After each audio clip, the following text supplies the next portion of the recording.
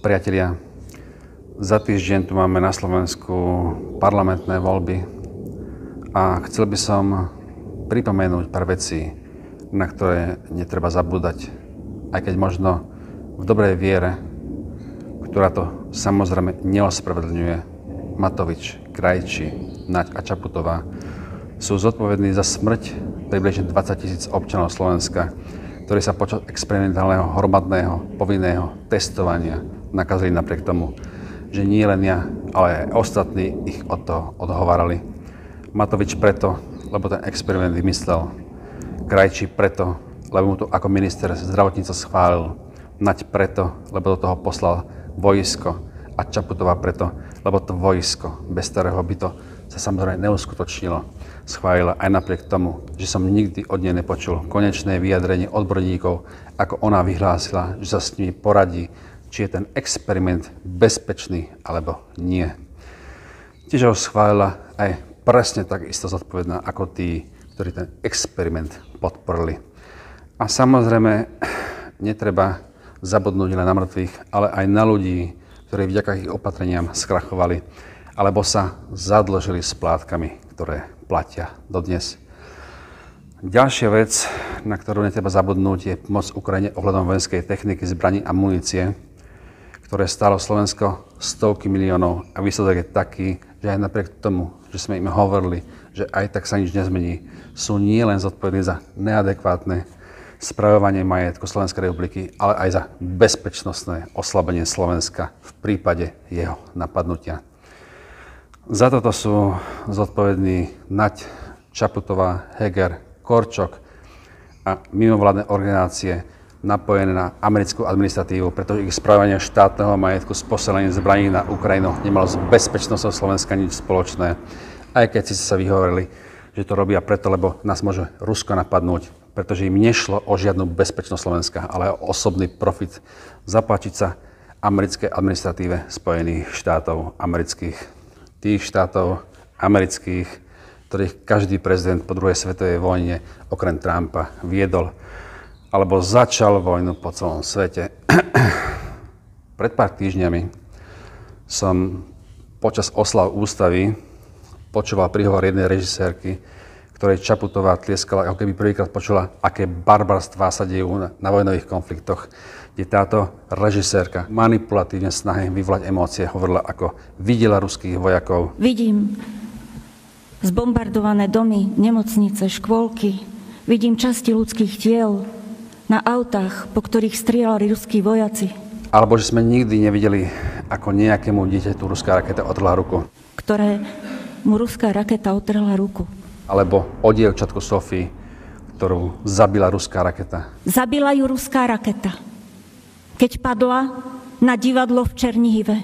Aj keď si sa z toho profituje, pre mňa za mňa, nech si táto režisérka točí filmy, o čom sa jej zachce, ale ľuďom, ktorí tento emocionálny prejav počúvali a vyronili pri tom slzu, a hlavne Čaputovej, ktorá posiela zbrane na Ukrajinu bez toho, aby si uvedomila, že to je zbytočné, pretože tým vojnu nezastaví, ale ju len predĺží. By som sa chcel spýtať, keď sme pri tom pripomínaní, čo by povedala na to, ak by som im pripomenul zverstvá, ktoré páchali Spojené štáty americké po celom svete od roku 1945, čiže po druhej svetovej vojne. Čo ak by som im pripomenul, že od konca druhej svetovej vojny tam, kam šlapla americká bagandža, zomrelo približne 20-30 miliónov ľudí, čo je dvojnásobný počet obetí prvej svetovej vojny. Alebo čo je povedané na to, že okrem mŕtvych sa počítajú aj ranení, alebo doživotne zmrzačení, čo znamená, že štatisticky na každého človeka, ktorý zomrie v vojne, prípada ďalších 10 zranených, čiže hovoríme o stovkách miliónov ľudí, ktorí zomreli a boli zmrzačení alebo doživotne poznačení. K tomu samozrejme treba pripočítať aj ďalšie negatívne účinky, ako je napríklad hladomor, epidémie, migrácie, ktoré momentálne vidíme, otroctvo, vykorisťovanie, alebo aj samotné škody na životnom prostredí, alebo aj zbombardované domy, škôlky, nemocnice. A to všetko bez toho, aby sa Spojené štáty za to ospravedlnili, alebo im to obnovili, ako to majú dnes v pláne tí naši lídri demokratických krajín, ktorí chodia na Ukrajinu, ako by tam žiadna vojna nebola. Pretože tam chcú poslať firmy, ktoré sú prepojené na ich mená, ktoré my potom zaplatíme z peňazí na obnovu Ukrajine. Ako som už povedal, americké vojny alebo špeciálne operácie od roku 1945 spôsobili približne 30 miliónov obetí po celom svete, v ktorých je americká bagandža priamo zodpovedná za 15 miliónov úmrtí spôsobenými vojnami, tými veľkými vojnami, ako bola v Kórei, Vietname, alebo 2 vojnami proti Iraku. Tam boli tiež deti, ktoré boli zasiahnuté americkými raketami, alebo tie deti sú pre vás deťmi druhej kategórie, alebo tých ďalších 10 až 14 miliónov úmrtí, za ktoré sú zodpovedné spojenci pod velením americkej administratívy v Afganistane, Angole, Kongu, Sudáne, Guatemale a ďalších krajinách. Alebo aj tá vietnamská vojna, ktorá sa rozšírila do Kambodže a Laosu, ktorá spôsobila 7,5 milióna mŕtvych a ďalšie množstvo zranených a genetických ochorení v dôsledku dioxíny šíreného americkými lietadlami. Alebo si pripomenieme ďalšiu vojnu v Afganistane, ktorú zorganizovala Číja, ktorá v spolupráci s Bin Ladenom, s Pakistáncami vycvičila a vyzbrojila viac ako 100 000 mudžajdínov, aby bojovali proti sovietským jednotkám, ktoré im padli do tzv. Afgánskej pasce, kde výcvik týchto mudžajdínov začal už v júli 1979, čiže 5 mesiacov pred sovietskou inváziou do Afganistanu. Nepríde vám to ako to, čo sa deje momentálne na Ukrajine? Úplne ten istý scenár. Ale keď som pri tej Číji ohľadom prevratov, tak si treba pripomenúť rok 1965, keď Číja zorganizovala v Indonézii najkrvavejší prevrat v histórii ľudstva, kde poskytla indonéskym komandám smrti zoznam 5000 komunistov, ktorých mali zabiť len preto, lebo boli komunisti. Samozrejme, počas tohto prevratu sa počet mŕtvych zvýšil a pohybuje sa okolo 500 000 až 3 milióny obetí. Takže toto je ten váš medzinárodný demokratický poriadok, ktoré Spojené štáty bez ohľadu na to, kto sedí v Bielom dome, presadzujú, aby vojnami a zabíjením chránili národy pred nátlakom a agresiou, pretože len oni dokážu určiť, čo pre každý štát je výhodnejšie.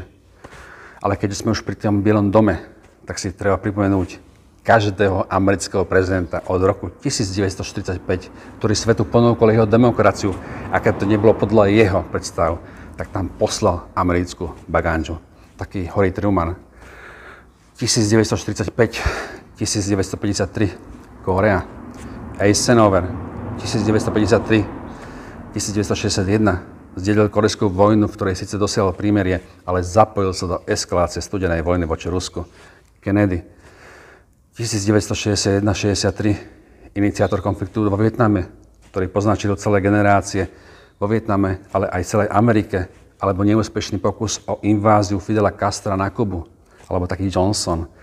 1963-1969 vystredila Kennedyho a okrem eskalácie vietnamskej vojny v roku 1965 naradil inváziu do Dominikánskej republiky s cieľom zvrhnúť ich socialistickú vládu, alebo taký Nixon 1969-1974, ktorý ukončil vojnu vo Vietname kobercovým bombardovaním v Kambodži a Laose, alebo taký Ford 1974-1977 vymenil Nixona, nebol asi s nikým, a to len preto, lebo Kongres mu to vďaka Parížským mierovým dohodám z roku 1973 zakázal. Týkalo sa to operácie vo Vietname, v ktorej chcel on pokračovať. Charter 1977-1981, Afganistan. Sovietský zväz ho napadol, pretože Spojené štáty, ako som už hovoril, poslali vojenskú pomoc afgánskym mudžajdíkom cez Saudov a Pakistáncov, čiže zároveň toho, čo sa stalo s džihádom Usama bin Ladena proti Spojeným štátom americkým. Ronald Reagan 1981-89, invázia na Grenadu rok 1983, alebo bombardovanie v Tripolise v roku 1986, kde chcel Reagan zavraždiť Kaddáfiho. Bush 1989, 1993, Perský záliv, invázia na Kuvajt, na odstránenie Saddama Husajna, alebo invázia na Panamu v roku 1989. Vylodilo sa tam 24 000 amerických vojakov, aby zvrhli Manuela Noregu. Clinton 1993-2001 Somálsko o 2 roky neskôr po Somálsku naradil nálety proti bosnianským Srbom, aby ich prinútil vyjednávať a po Daytonských dohodách rozmiestnil na Balkáne jeho americké bagánže, ako keby mu to tam patrilo. Samozrejme, medzičasom bombardoval Afganistan a Sudán a rok neskôr sa vrátil na Balkán do Kosova. Takéto si treba ľudia pripomínať, alebo tieto vojny sú ako podaktori hovoria humanitárnym bombardovaním, alebo ideme ďalej. Bush 2001-2009, prezident posledných 2 amerických vojen v Afganistane a Iraku, ktoré odôvodnil ako reakciu na útoky na dvojičky. Mimochodom v Iraku bolo za posledných 5 rokov mínami zabitých približne 500 detí. Tieto deti sa nepočítajú? Alebo mám tu spraviť 500 emocionálnych príhovorov o deťoch len preto, lebo si chcem kopnúť do Ameriky, ako vy si potrebujete kopnúť v 500-krát nižšej miere do Ruska? Alebo taký Obama 2009-2017. Aj keď síce bol proti invázii v Iraku, vyznamenal sa v Sýrii, Líbii, Iraku a v Afganistane, alebo bombardovaním Jemena, Somálska a Pakistanu. Na Trumpa bohužiaľ nemáme nič a preto progresívci, demokrati, liberáli, čaputovci a ďalší vodnou posadnutí hlupáci ho majú za idiota, lebo žiadnu americkú bagánžu nikam zabíjať neposlal. Im sa páči striko Biden, ktorý si pred inváziou robil posmysky z Putina, aby rozoštval ruský národ proti ukrajinskému. A teraz dáva od Zelenského ruky preč, pretože už aj jeho voliči majú plné zuby platiť skorumpovanej vláde na Ukrajine miliardy. Takže takto to je Milá Čaputová a ďalší. Toto je tá pravda, ktorá sa o amerických prezidentoch zle počúva, lebo jediné, čo vás zaujíma, je posielanie zbraní na Ukrajinu bez mierových riešení, alebo sa usmievať na medzinárodných fórach, trepať hlúposti napríklad o klimatickej zmene, za ktorú sme že vraj my zodpovední, ako keby v čase dinosaurov jaštery behli na dýzlakoch, netrdili si tam odpad, alebo si brlohy stavali z neokologických materiálov a vykovali si ich plynom, bez toho, aby ste si v tých naivných mozočkoch pochopili, že po použití vás vyhodia ako také špinavé handry. Priatelia, myslím, že viac zrozumiteľnejšie sa to ani povedať nedalo. Takže ak vás bude niekto presviečať voliť strany na čele s lídrami a kandidátmi bez chrbtovej kosti, ktoré za 3 roky priviedlo Slovensko do takého stavu, ako on sa v nej nachádza, tak mu toto video zaveste pred tabulu, aby si v tom jeho mozočku trochu zaspomínal a prevetral si medzičasom dejiny tých na druhej strane zemegule, ktorých ich kandidáti tak strašne ospevujú. Priatelia, to je bolo všetko a prajem všetkým príjemný zvyšok dnešného dňa. Majte sa krásne. Čaute.